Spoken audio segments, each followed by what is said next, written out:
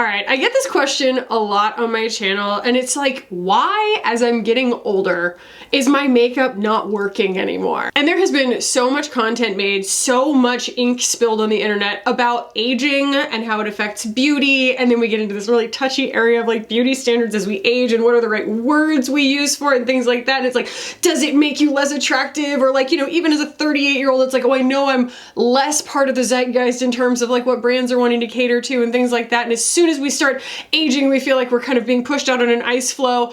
And I'm going to tell you right now, we're not going to do that today. I'm not going to do that to you today. I'm going to talk about today and demonstrate what I think is actually going on. And one of the biggest reasons that makeup stops working as we age, y'all, I know if you've been on my channel for a while, you're going to find this incredibly shocking, but it's a contrast issue. And if you haven't watched my contrast video, it's kind of the beginning of my makeup color theory art math video curriculum series. So I highly recommend going and checking that out, but this will stand alone. It's not, you know, you don't have to. So today I'm going to break down how aging changes our contrast, mainly when your hair starts going gray, but it also affects a few other things, and not just contrast actually. It can also have to do with your undertones. I know. So I'm going to demo what happens when I'm sorry.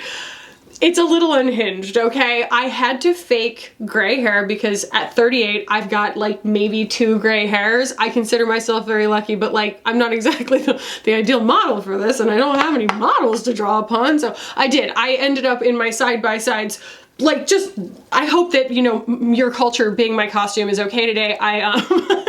I just like sprayed my hair white on one side. I used it to demonstrate what happens when your contrast decreases as a result of going gray, and what happens when your contrast increases as a result of going gray. So I'm going to deep dive on each of those topics. I'll also have some kind of overarching thought starters at the end so that you can kind of go off book, you know, because the idea of this video, because you're going to see in these demonstrations, they're not perfect. Like I said, I'm not exactly like hiring models to be doing this for me.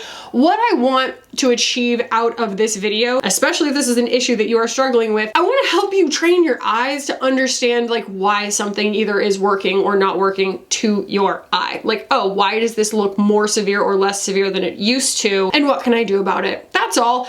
And, you know, it comes with the caveat of I am one human being talking about color theory. I'm not really trying to like make this a taste issue. I'm not trying to tell you how to wear your makeup. I'm trying to tell you how color works so that you can do whatever you want to do with your makeup, and you should do whatever you want to do with your makeup. I'm just talking about this from the standpoint of the questions that I have gotten from people being like, my old stuff doesn't do what it used to. Why? So that's what I aim to answer today. Let's go ahead and jump in.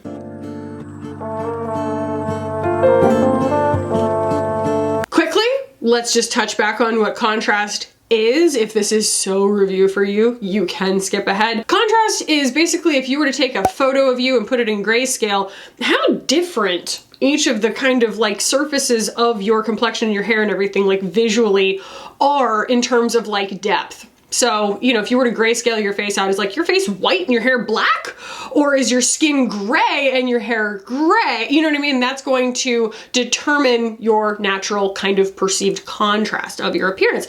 And I have a video on how to find your contrast. It's a pretty simple, like you can like end up with a score, essentially. I am medium contrast. I can kind of push it a little bit, but like if I try and wear black or black makeup, it doesn't really work, but it also means that I can kind of get more mileage out of a brown because it shows up on me more vividly than it would on someone with really high contrast. Does that make sense? So again, I highly recommend going back and watching those, but the basic idea is that you have a lot of control over sort of the like way that your appearance is perceived by working with or against, pushing with or against your natural contrast. And it starts by understanding what your natural contrast is at any given time. It is malleable. That's why we're doing this video. So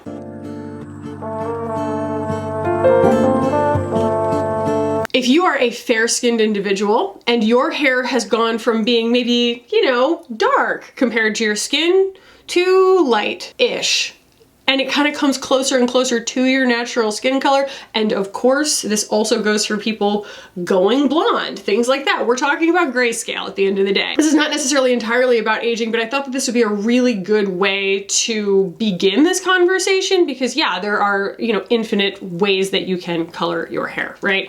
But if you have fair skin and your hair starts to go gray, a lot of times that's going to naturally lower the visual contrast on your face of your appearance. My mother deals with that. So she had dark brown hair and then it went salt and pepper gray and now it's like almost gray white.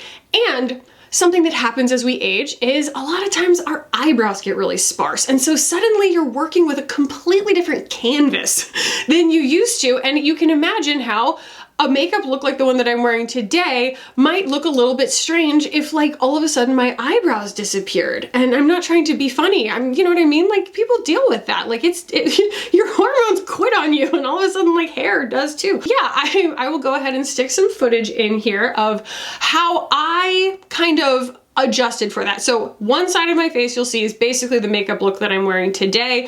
It is pushing against my natural medium contrast just a little bit, and you'll see how that kind of reflects also in the next segment where I have to like push it even further in the other direction. But one of the biggest things here is, first of all, just toning down the actual colors, right? Making sure that the colors are less saturated in and of themselves. So if I'm going to choose a contour that is very deep on one side because I can really play with that and kind of pull the tan out of my skin, it's possible that that's going to look maybe unnaturally severe when I try and take a risk like that if I have gray hair. And so I'm gonna wanna choose a contour because you don't have to make you don't have to wear every step in a routine, but you also don't have to skip any steps in a routine just because you're aging. Okay, you can do whatever you want. I did kind of every step that I normally would just to give y'all a lot of options, but you would want to use something that is possibly lighter or less intense in terms of actual pigmentation because the severity of it is going to go farther, right? And it's just going to be different from what you're used to. We're talking about contour, bronzer, blush, your lipstick, anything like that, your eyeshadow. But the other thing that you'll notice in this look is that I have taken it a little bit cooler. And the biggest thing is gray, as a general rule, if you are just letting your hair naturally gray on its own, is going to be cooler toned than most people's natural hair color. It's not an all the way across the board rule, but gray and white do tend to be both less saturated, quote unquote, and also, I say that because it's like, you know, there can be very saturated grays. Yes, there can, but they tend to be less saturated because we're talking about grayscale. And also they tend to just be cooler because as soon as you introduce gray to anything, it becomes visually cooler. A contour, an eyeshadow, a lipstick, anything, okay? And I know that we are always talking about our undertones, and I do think that understanding your undertones is the first step in finding makeup that you really love because you're gonna want to know what the jumping off point is. I have a video on, it's like basically your best colors for your undertone. Those are not your only colors for your undertone, but they are like the safest colors for your undertone, especially because makeup is expensive and I don't want y'all out here stabbing in the dark, you know what I mean? Like I just wanna like make sure things are as easy as possible for y'all. So understanding that, you know, the fairer your skin is as you go gray, the more you're gonna want to tone down those colors that you're typically used to. And that also goes to eyeliner and mascara. So you'll see I actually used a like light burgundy mascara in this situation. Is it the best solution? Maybe not, you know, but if you're used to using a black mascara, you might consider going to brown. There are also other kind of like lighter browns and things like that. My mother uses a gray eyeliner and it goes really, really beautifully with her skin and everything like that because her hair is gray. It really looks organic and you might not think to use gray makeup like eyeliner or, you know, a mascara just because your hair was going gray, because before that, like, you're not gonna catch me putting gray on my face, you know what I mean? Like that's just not something that naturally occurs in my complexion, but you kind of have to start reassessing what already now exists organically in my complexion now that things have changed. And so softening all of the colors and also taking a little bit of liberties. You can take some liberties, right? In maybe going a little towards softer lavenders or a little bit more towards blue or a little bit more towards like a gray taupe or even like something a little cooler on the lips, things like that. Your blushes can be a little bit of a more cool pink because the warmth that like I'm wearing on my face today is very much accommodated by the fact that my hair and my eyebrows are also very warm. They're very golden. And if you're letting yourself go gray, there's no problem with that, but you you are going to lose some of that natural goldenness. And that is if you want to play to the low contrast nature of it. If you want something that looks natural on an everyday basis and your current makeup is looking too severe. We're gonna talk about like shapes and things that actually happen as we age in terms of just visual perception in a moment, but let's go ahead and talk about what happens when your contrast increases as a result of going gray.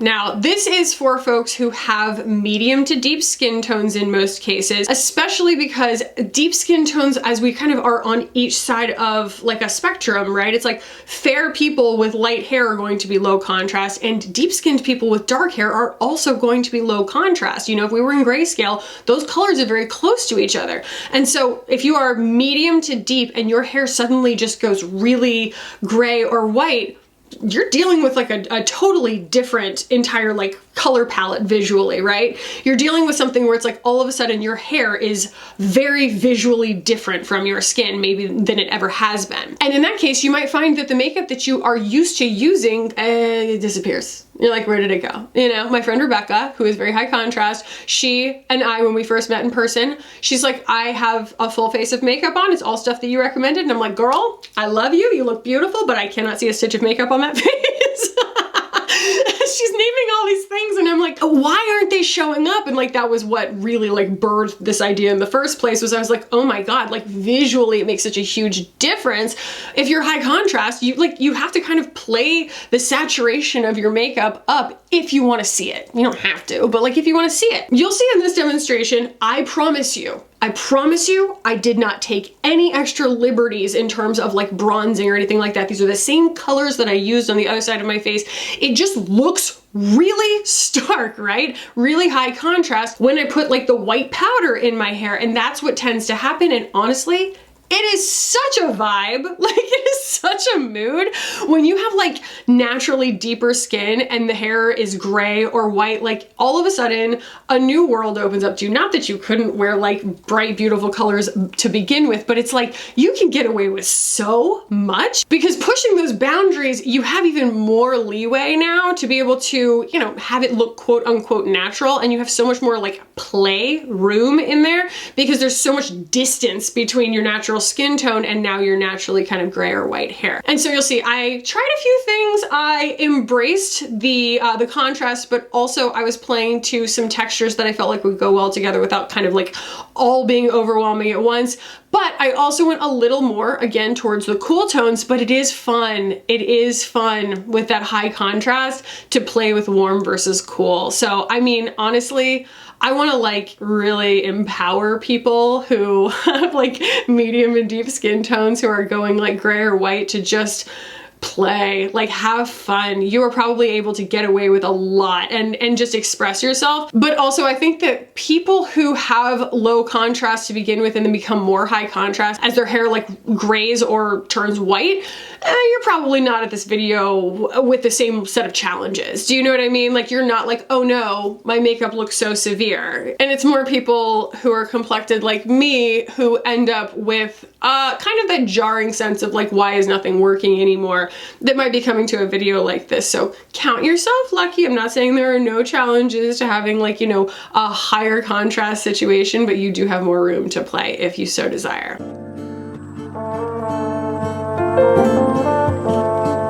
Now I do want to speak to, especially after kind of helping my mom for years and years, you know, find the right makeup for her and stuff like that, some of the other visual things that happen as we age. And it's also just kind of a reminder of like the visual things that kind of influence our perception of contrast regardless of your age. And one of them is softness, right? There are a lot of soft lines that happen as we age. Like we lose volume, we lose collagen in our skin and things like that, our skin wrinkles. And for that reason, it can be a little bit, again, like visually different when we're used to being able to use like hard lines, like a liquid eyeliner or like a really high contrast lipstick or something like that. If the skin doesn't have the elasticity that it used to, some of us get, you know, more exaggerated bags under our eyes, or sometimes we get like hooded eyes and things like that. And if what you're going for is to look really natural in your makeup, you'll probably want to embrace that softness in making blurrier lines and things like that. So like a blurred pencil eyeliner, especially one that has like shimmer in it, so it's going to blur even more easily over something like a liquid eyeliner. I gave up on liquid eyeliner years ago. It's just, it looks too stark on me already. I could wear it when I was like 18, but like not now. Also be aware that your hair style is also going to really affect the way that your contrast is perceived. Curly hair looks softer and lower contrast, whereas something that is, you know, more done, more straight, more whatever, is going to give you harder lines. And nothing is wrong with either one of those. It's just something to be aware of. Something else to be aware of that is really fascinating is if you are pale,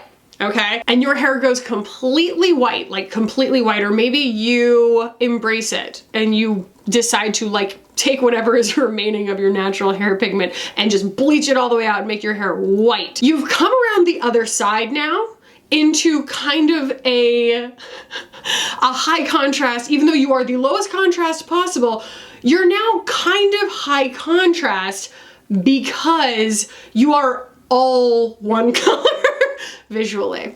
Does that make sense? Suddenly, like I'm imagining, you know, someone who can wear like Rick Owens, like all black, you know, even though there's no black naturally occurring in your complexion or in your hair, you can start pulling off, you know, black makeup, black sunglasses, black clothes, whatever, those kinds of really high contrast dramatic colors, because you have become so far on one end of the color spectrum, on the contrast spectrum, that you are in and of yourself kind of dramatic in terms of contrast. Not that anyone can't go and do that. In fact, you know, if you have low contrast, you can achieve drama very, very easily. But I do love the way that like there are certain advantages to aging, right? There are certain things that can only be achieved, certain aesthetics, certain looks that can only really be pulled off by people of a certain age. And there's something really incredibly beautiful about that. I always say, especially when I'm talking about my paintings and things like that, but interior design or outfits or anything, creativity thrives on limitations. And I think that a lot of times aging, especially in popular culture, is like portrayed as a limitation in terms of what you're not allowed to do. No, I think that it is a limitation in terms of here is a changing set of circumstances, and now you get to create within those circumstances something that you might not have either been able to or felt confident in trying and achieving previously in your life. I think that there is an incredible way for every single human being to embrace every single decade or year or moment of their life. And I love limitations in that sense. Like if your eyebrows all fell out, girl, I don't know, maybe be the person without eyebrows. Give it a whirl. Draw them on blue. You know what I mean? Like do whatever you want. Life is short. It's free fun. That might not be your thing. I understand not everybody's like, hey, that's great, my eyebrows went away. Like that freaking sucks. But I encourage anyone to take a step back from the immediate judgment and fear, I mean, I have it too, that goes into the idea of our appearance changing as we age. I mean, my mother says, she's like, you know, it really beats the alternative. Okay, we're all grateful to be here, but like how cool that we get to express ourselves through our clothing and our makeup as we get older and get to be these legendary human beings who define our own style every single day. So I hope that giving you the basics of the actual like contrast structure of what's happening when your hair goes gray or hair goes white or whatever helps you to apply it to your situation, you know, and just train your eye. Again, like go off book. This is not about, you know, a tutorial and me recommending specific products for you or something like that. This is more of like a visual exercise to help you understand why what you're seeing isn't what you want to see and how to make it what you want to see, and then jump off and fly from there. You know what I mean? Like, oh, once you've got a handle on it, it's just like your undertones. Once you've got a handle on it, you are so free, you are so liberated, you know? So I hope hope that this was fun and liberating for y'all. Ask me any other questions down below. This was really, really specific, so it's kind of a quick video,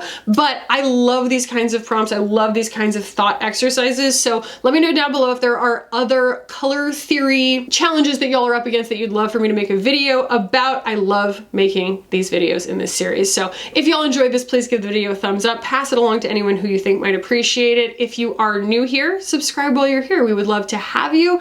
I'll put the rest of my color theory playlist up here for y'all to enjoy after this. I love y'all so much. Thank you so much for being here, and I will see you in the next one. Bye.